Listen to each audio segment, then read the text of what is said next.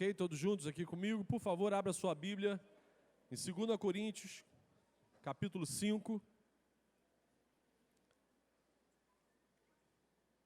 Final de semana passado foi extremamente abençoador. Tivemos uma vigília maravilhosa na sexta-feira, o lançamento do CD do Gol no sábado e no domingo aquela festa maravilhosa de celebração. Eu fui particularmente extremamente impactado com as mensagens, tanto que foram ministradas aqui no sábado como no domingo. Inclusive o texto que usarei para a nossa meditação é o mesmo texto que o Felipe usou no sábado passado à noite. 2 Coríntios, capítulo 5, versículo 17. O desejo dos pastores é o de iniciarmos hoje uma série de meditações voltadas para a nossa relação com a terceira pessoa da Trindade, com o Espírito Santo. São as nossas experiências com o Espírito Santo ou a ausência delas que determinarão se somos de fato cristãos de verdade. Eu vou repetir, para você prestar atenção e guardar no seu coração. São as nossas experiências com o Espírito Santo ou a ausência delas que determinarão se somos de fato cristãos de verdade. Por isso, quero que você leia agora comigo, com atenção, 2 Coríntios, capítulo 5, versículo 17. Portanto, se alguém está em Cristo, é nova criação. As coisas antigas já passaram, eis que surgiram coisas novas. Amém? Vou ler novamente. Portanto, se alguém está em Cristo, é nova criação. As coisas antigas já passaram, eis que surgiram coisas novas. Amém, aleluia. Será que todos que se dizem ou que sinceramente se consideram cristãos, são cristãos de verdade? São de fato novas criaturas em Cristo Jesus?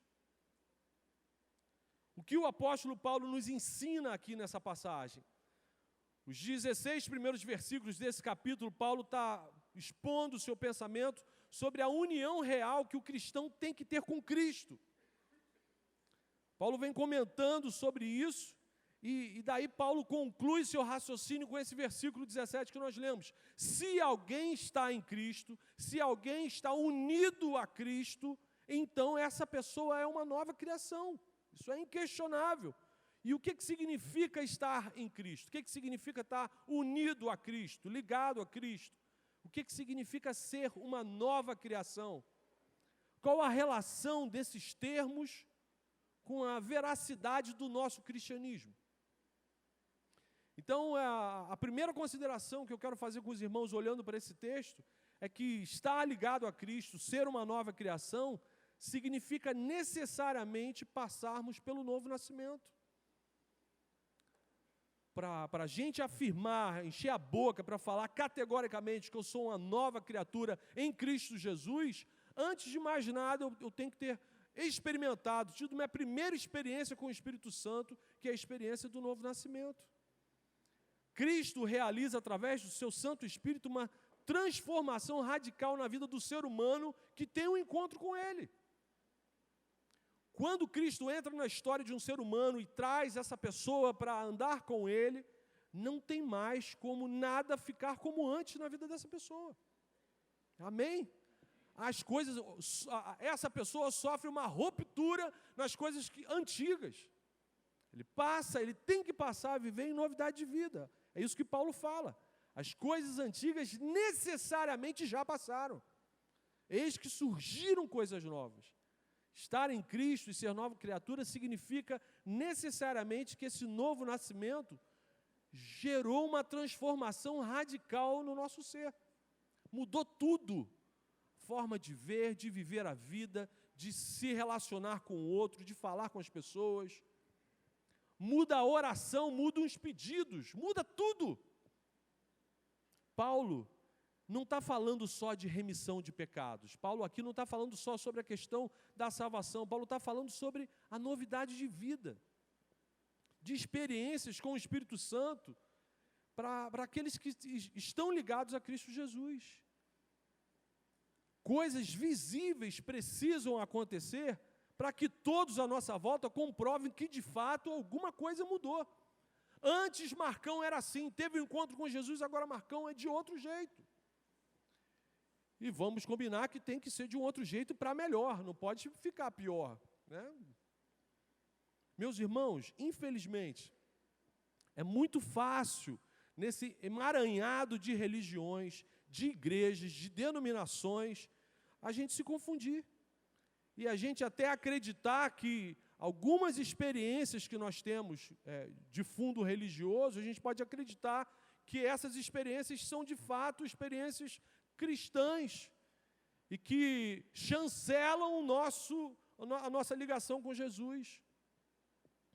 É tanta coisa, se você for passear, sair aqui, virar à direita, você vai ver tanta tenda, tanta denominação, tanto pula-pula gospel, que, de repente, você acha que é cristão.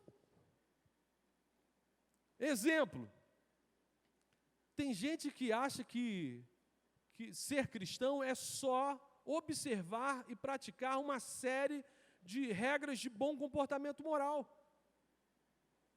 A pessoa, pastor, eu não bebo mais, não fumo, não jogo, não faço gatonete, não faço gato ampla, não faço gato águas de Niterói, não pago suborno, não recebo suborno, só pratico relações sexuais com meu cônjuge. E aí a pessoa corre a tentação, corre o risco de acreditar que a observância de boas práticas morais a faz um cristão. E aí, queridos, tem muita gente de outras expressões religiosas que apresenta um comportamento moral igual ou melhor que muita gente que se diz crente. Tem muito ateu que tem um comportamento moral ilibado. Ou seja, só adotar uma listinha de boas práticas morais não faz de ninguém uma nova criatura, não faz de ninguém um cristão verdadeiro. Estar em Cristo e ter passado por um novo nascimento não é só falar que crê em Jesus. Você crê em Jesus? Creio em Jesus. Até decorei o credo apostólico. Creio em Deus Pai Todo-Poderoso, Criador dos céus e da terra, no Espírito Santo. Só isso não transforma a gente num cristão verdadeiro, porque até Satanás crê.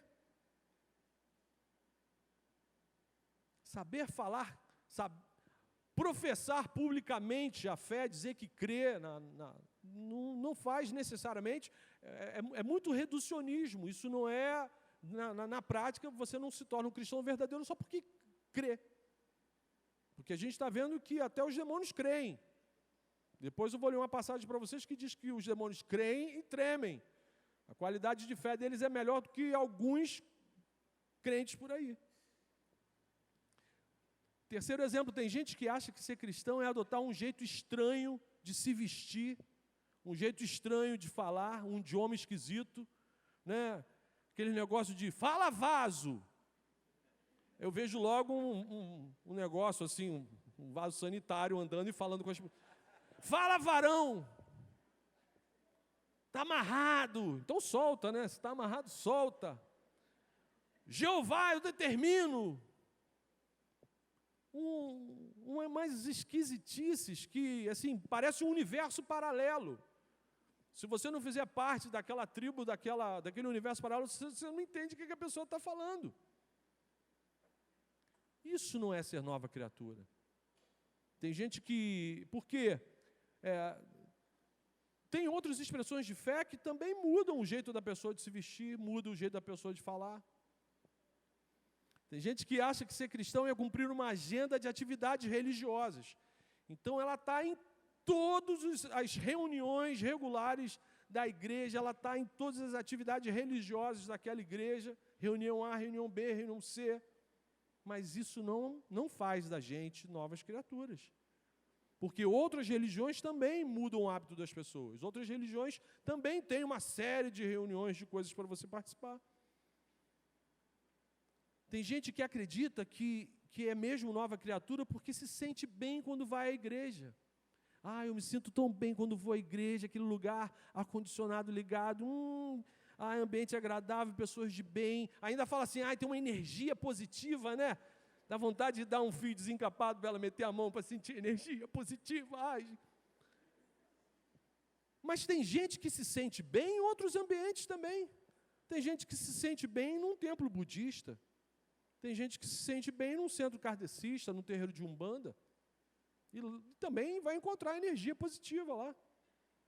E ainda tem um grupo que acredita que é até mais cristão que todos os outros grupos, porque eles mergulharam de cabeça nas atividades sociais.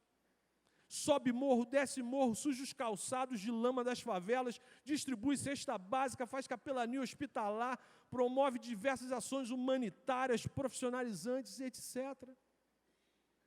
Gente, isso tudo é maravilhoso, pode e deve ser feito. Mas esse fazer, essas atividades sociais, não fazem da gente necessariamente um cristão verdadeiro. Várias ONGs administradas por pessoas de outras expressões de fé, ou pessoas que nem possuem nenhuma fé, também conseguem fazer essas atividades sociais, muitas vezes melhor do que a gente que é crente. Então, para quem é nova criatura, Jesus não é só um evento religioso dominical. Para quem nasceu de novo, Jesus não se resume num encontro de célula, num encontro de discipulado, numa reunião de domingo à noite. Não. Para quem encontra Jesus, para quem recebe essa ruptura, é chamado de nova criatura, para quem nasceu de novo, Jesus é tudo. Amém? Jesus é tudo. Ele não tem um espaço na agenda, Jesus é a agenda.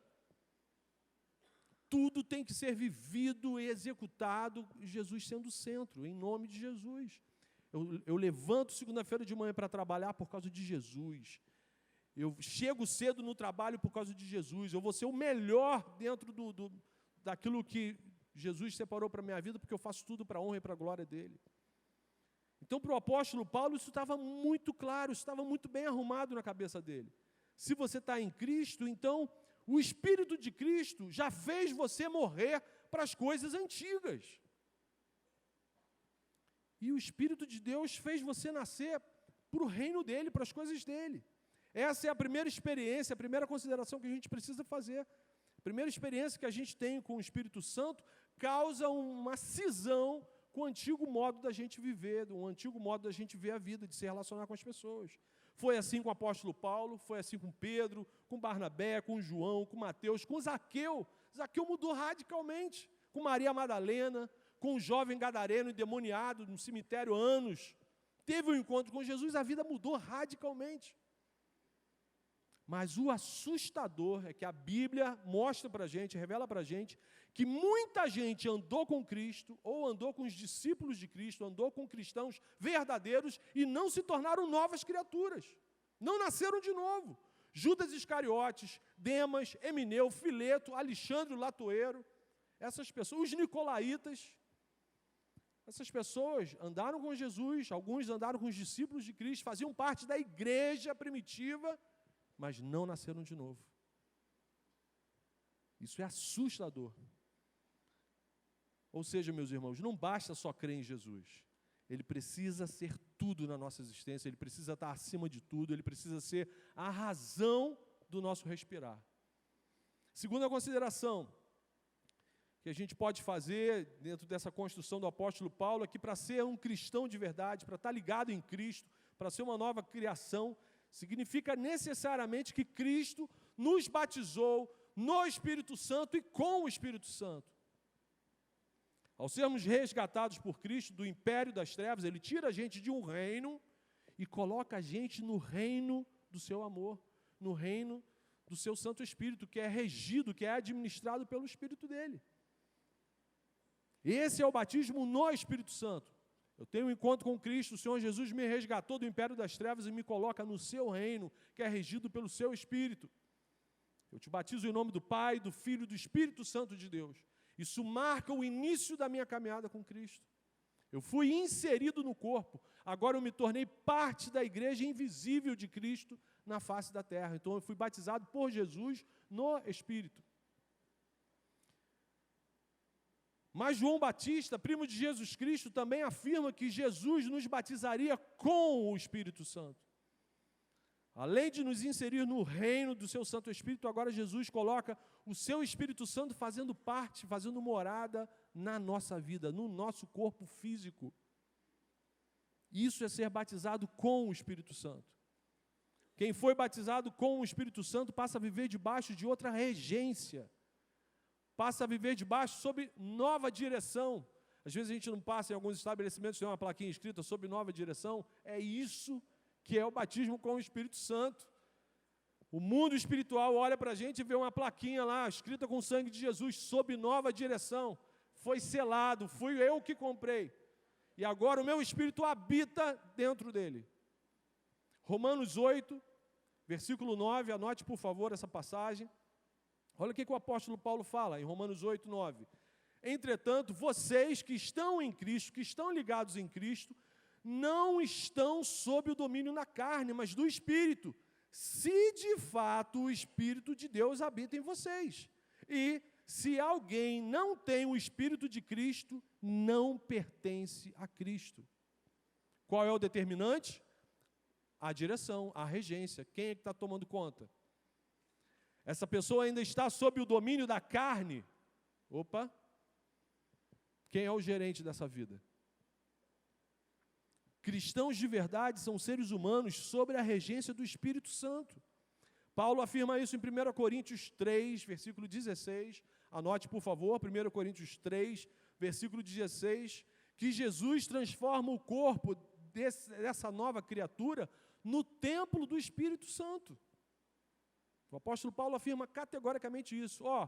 O corpo físico de vocês é agora templo do Espírito Santo. A Bíblia Sagrada desconstrói, falando ainda do batismo com o Espírito Santo, a Bíblia Sagrada desconstrói totalmente a ideia de uma experiência única com o Espírito Santo.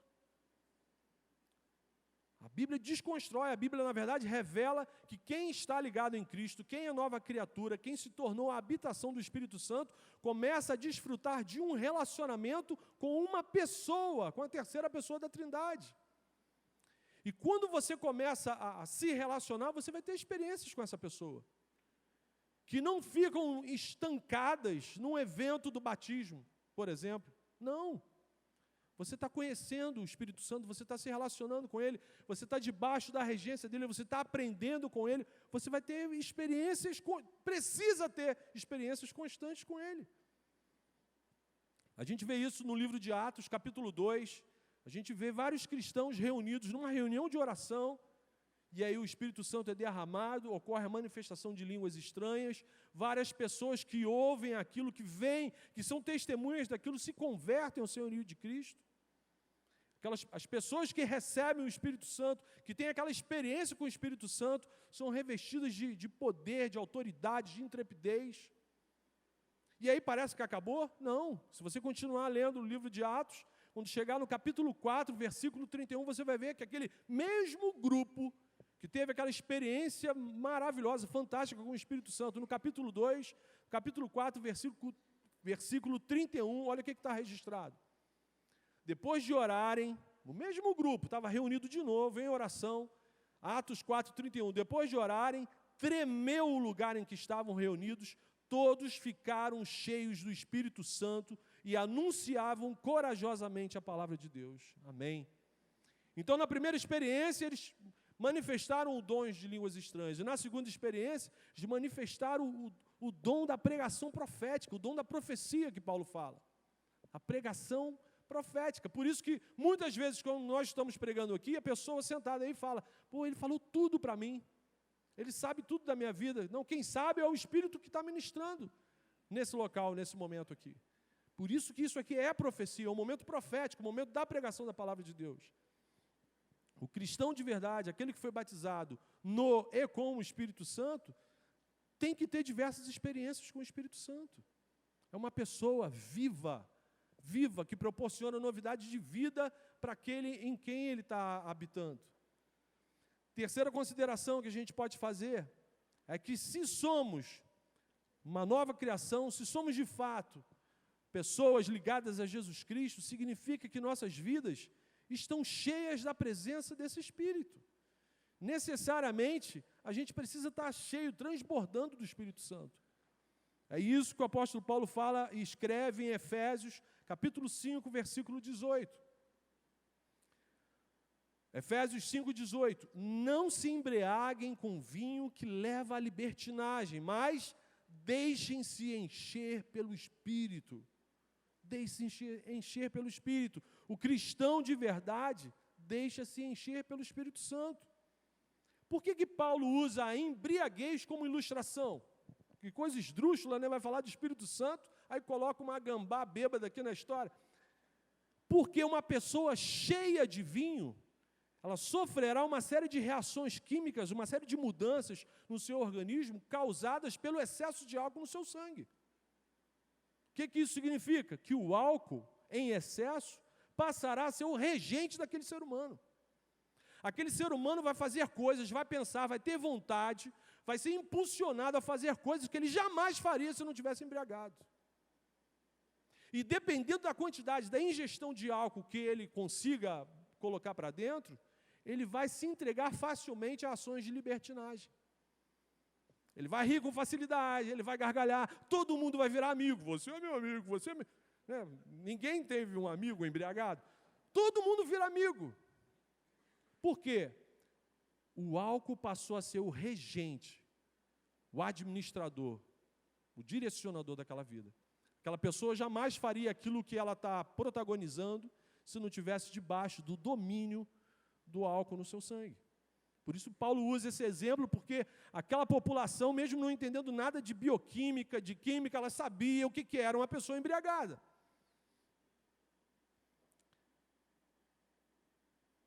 E aí Paulo vai e fala, olha, aí ele lança esse imperativo, não se embriaguem com vinho, é um imperativo, é uma ordem. Porque se vocês se embriagarem com vinho, fatalmente vai levá-los à libertinagem. Tem pessoas que nem lembram o que fizeram ou o que falaram. Ficaram debaixo de um domínio tão agressivo, tão poderoso, que o cérebro não consegue lembrar o que falou, o que fez. E é por isso que Paulo usa essa ilustração. Olha, eu não quero que vocês, não é para ficar bêbado, não é para ficar embriagado, não se embriaguem com vinho, mas deixem-se encher do Espírito. Isso que vocês estão vendo que a embriaguez causa numa pessoa, vocês precisam ter isso com o Espírito Santo. O Espírito Santo precisa estar em vocês de uma tal maneira que a vontade, os pensamentos, a forma de falar, o jeito de trabalhar, o jeito de falar com o pai, com o filho, com a esposa, tem que ser regida pelo Espírito Santo. Vocês precisam ficar debaixo do controle do Espírito Santo. De tal forma que vocês tenham consciência de que, se não fosse o Espírito presente em excesso na vida de vocês, vocês não fariam aquilo, vocês não falariam daquela forma, vocês não se envolveriam com a vida de outras pessoas da forma como estão se envolvendo. É isso que Paulo está falando. Quem nasceu de novo, quem está ligado em Cristo, quem é nova criatura, surgirão coisas novas, experiências novas. Aleluia! Aquele que se deixa encher pelo Espírito Santo, o Espírito Santo vai gradativamente esculpindo na gente o caráter de Cristo. Aí sim, você começa a falar com um tom de voz que lembra de Cristo. Você começa a andar no meio das pessoas com um perfume que lembra de Cristo. Para os eleitos, você vai ser um farol, você vai atrair essas pessoas. Para outras pessoas, pode ter certeza que você vai causar repulsa. Mas deixe que o Espírito Santo produza em você entendimento, percepções, visões, obediência à palavra de Deus. Sexta-feira, na vigília de gratidão pelo aniversário da igreja, uma irmã deu um testemunho maravilhoso. Ela estava no momento dela de devocional, de oração, e o Espírito Santo falou com ela claramente: amanhã você tem que visitar uma pessoa que está internada numa UTI, e ela com o Espírito Santo falou: mas Senhor, eu nem conheço essa pessoa direito, eu conheço a filha dessa pessoa. Amanhã você vai visitar essa pessoa e vai orar por ela. Experiências com o Espírito Santo, meus irmãos. E mesmo naquele desafio, naquele constrangimento, como é que eu vou chegar para visitar uma pessoa que eu nem conheço, nunca vi a pessoa na vida? E ela vai, obedece, e é uma experiência maravilhosa, tremenda. A pessoa que estava em coma há meses, quando ela chega na unidade da UTI, ora por a pessoa abre os olhos, elas conseguem se comunicar. Se você está me entendendo, pisca o olho, falou do plano de salvação, aquela pessoa ali na UTI orou, recebeu a Cristo, as enfermeiras oraram também, e logo, dias depois, aquela pessoa veio a falecer. Experiências com o Espírito Santo, meus irmãos. Experiências constantes, obediência. Então, deixe o Espírito te orientar, deixe o Espírito te disciplinar, deixe o Espírito Santo transformar o seu caráter, o seu jeito de se relacionar com as pessoas, com os bens materiais. Mude o seu jeito de tratar os seus pais, o seu cônjuge, o seu patrão, o seu funcionário, o seu vizinho. Somente essas experiências com o Espírito Santo produzirão em nós a humanidade que só uma nova criatura em Jesus Cristo tem. Quanto mais estamos ligados em Cristo, mais seres humanos nos tornamos. Porque isso que o pecado produziu na face da terra não é humanidade. Um ser sem Jesus é tudo, menos humano. Irmãos, se o nosso encontro com Cristo, se as nossas experiências com o Espírito Santo não estão fazendo surgir coisas novas, é porque algo, no mínimo, muito estranho está acontecendo com a gente. Se antes de conhecer a Jesus Cristo eu era rude, estúpido, um troglodita no trato com as pessoas, aí afirmo publicamente que conheci Jesus e continuo rude, grosso, troglodita, tem alguma coisa errada acontecendo. E não é com Jesus, eu posso garantir.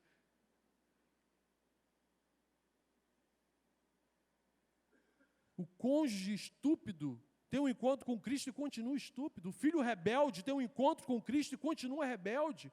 O caloteiro diz que se converteu e continua dando calote nas pessoas. Tem alguma coisa errada, meus irmãos. Irmãos, se a nossa experiência com Cristo e com o seu Santo Espírito não produziu novidade de vida em nossa relação com Ele e com o próximo, é sinal que a nossa fé não passou do nível da fé dos demônios. Vou repetir. Se a nossa experiência com Cristo e com o Santo Espírito de Deus não produziu em nós novidade de vida na nossa relação com Ele e com as pessoas que estão perto da gente, é sinal clássico que o tipo de fé que eu estou vivendo, que eu estou construindo, não passou do nível da fé dos demônios. O irmão de Jesus, Tiago, no capítulo 2, versículo 19, ele escreveu isso. Você crê que existe um só Deus? Muito bem.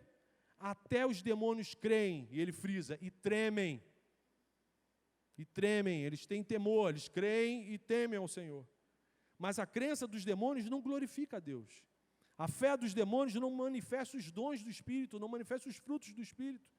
A fé dos demônios não alegra o coração de Deus. Meus irmãos, o que nós podemos fazer para, de fato, termos a certeza de que saímos dessa zona do enxofre? Sabe a zona do enxofre? Que você não sabe se é um catiço, se é um ser humano. Um cheiro horrível. É o nível da fé dos demônios, a zona do enxofre. O que a gente pode fazer de prático para ter certeza de que, de fato, somos cristãos de verdade? Primeira aplicação. A palavra que o pastor Henrique compartilhou com a gente aqui no domingo passado, que está em Efésios 5,14. Desperta tu que dormes. Desperta tu que dormes e levante-te dentre os mortos e Cristo te esclarecerá. Irmãos, acorda, desperta do sono da morte espiritual, da apatia, do sono da mesmice, de que não muda nada. Sua vida espiritual se resume aí numa série de reuniõezinhas que para você já deve estar chato. As mesmas pessoas na célula que falam, é aquela mesma música, aquele mesmo louvor, aquela mesma tatuagem. Não, tem tatuagem nova aí, que eu vi no braço do João, tatuagem nova aí. E é aquela mesmice, Meu irmão, acorda. Isso não é cristianismo. Abra os seus olhos, deixa Cristo entrar, deixa a luz de Jesus iluminar a sua vida. Não se conforme com as experiências antigas. Não se conforme com o jeito antigo de viver. Em 1914, aquela música. Não se conforme com isso. Cantar ao Senhor um cântico novo, tem que ser tudo novo, sempre novo. Se você está em Cristo, você precisa viver em novidade de vida, precisa. Então isso tem que te causar inconformismo. Você não pode se conformar a viver sem novidade de vida, sem coisas novas, sem experiências novas, sem ver os milagres, sem ver a manifestação do poder de Deus à sua volta, sem ver pessoas sendo curadas, sem ver Deus usando você como instrumento de bênção na vida de outras pessoas. Você não pode achar que é normal não ter esse tipo de experiência. Isso não é normal. Jesus tem que ser tudo, tem que ser a razão de tudo, tem que ser o motivo, de fato, da nossa existência. Segunda aplicação, busque ao Senhor de todo o seu coração, meu irmão. Busque ao Senhor de todo o seu coração. Jeremias 29, versículo 13. Vocês me procurarão e me acharão quando me procurarem de todo o coração. De todo o coração. Meu irmão, se você não tem certeza da sua salvação, se você não tem certeza que nasceu de novo, se ninguém à sua volta dá testemunho da sua transformação, ninguém nunca falou, poxa, como que você está diferente? Se ninguém nunca fez isso com você, meu irmão, se você foi incomodado por Deus durante essa pregação, busque ao Senhor de todo o seu coração. Busque ao Senhor, examine a sua vida, se arrependa do seu antigo modo de viver, dobre os seus joelhos, rogue perdão, peça isso para Jesus. Jesus, me lava com teu sangue. Não aceite mais ser um número frio, um crente nominal, não aceite mais ser sal que não salga, luz que não ilumina a escuridão. Clame por Jesus, faça como o cego Bartimeu, grite no seu momento a sós, não vai gritar agora aqui na igreja não, mas grite no seu momento a sós com Deus, que nem Bartimeu fez, filho de Davi, tem misericórdia de mim. Olha para mim, Jesus. Porque se por um só momento atentares para mim, livre serei do meu mal. Amém. O reino, Jesus falou isso, o reino é tomado com esforço. Fique inconformado, se desespere, busque o Senhor de todo o seu coração.